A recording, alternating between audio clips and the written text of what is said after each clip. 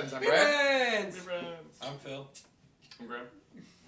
Today we are reviewing Magic Hat's Vinyl Lager. This is the spring seasonal, thank you sir, offering from Magic Hat for spring 2010. 5.1% alcohol, of course we've got standard bottles, standard legal, a scrumptious spring lager, it describes itself as, or they describe it as. It's definitely a lager. Yeah. Good color. I say it's a little, I'm surprised, it's a little dark for spring beer. I agree. Yeah. Much darker than I expected, Yeah. but it intrigues me. Very much so. Breaking the mold. That's what Magic Hat does. Cheers. Okay.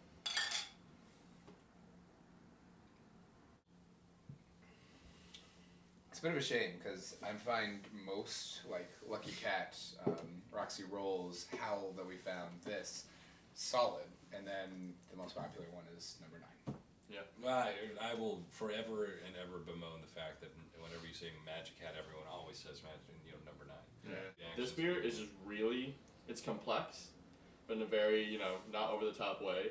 It's, malty enough in flavor, and then that dryness is kind of cool, and then it has just a little bit of a spring sweetness almost. Mm. But But there's also there's like a malty sweetness there too, but it's like nothing crazy. Where I can actually sit down and drink a 6-pack if I want to. I really have to say I enjoy the absence of aftertaste. Yeah.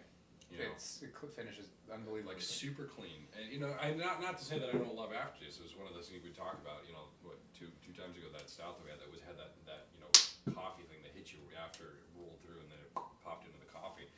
That's great. I love it. That's fantastic. You can find one, but not having an aftertaste, pretty much at all.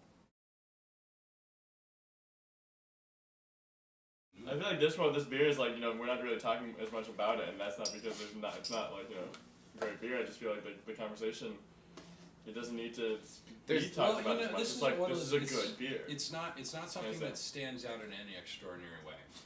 It's a very, it's actually, taste-wise, it's pretty mild. It's very kind of middle of the road. Everyone kind of like it. It's kind of a soft flavor profile. Finishes without an aftertaste. You can't really identify anything, but when you're done with it, and then you move on. That being said, the taste is phenomenal. It's not harsh in any way, either good or bad. Yeah. So I would I'd probably put this at a 9. Really? Really? I wouldn't go that high. Maybe 8.5. I would say, I'd say closer to 8.5, somewhere between 8 and 8.5. It's, Graham said it, where it wasn't anything that was incredibly memorable that you were like, yes, I love that beer, but it's good, it's solid, it's something that I wouldn't shy away from, but it's not something that I'd be like, you know what, awesome. Every time I'm gonna seek that out, and if I hear, there's my beers, it's like Left Hand Milk Stout. If I hear that's anywhere close that I can get to a bar within the week, I will try. Right. Okay. Like if you go and you pick you get Howl or Left Hand or with the stout or the chocolate stouts or going Sweet Action or Bengali or whatever, right? Those are all very specific and very very intense flavor profiles that you're going like that. And if you're bouncing between them and you want something kind of in between, you need to take a break. This is exactly where I would go. In between, because you're still not dropping back into anything horrendous, but it's nice and mild and kind of it almost clears your palate almost. Okay, you said high 8.5. I'll go 8.5. I'd go 8.5. I go like a solid 8.3. I think that it's good. It's a good fallback beer. I agree with that. Not anything terribly memorable that I'm going to run around town for. No. However, it's good. Right. Yeah, it's not. Yeah. I'll go 8.5.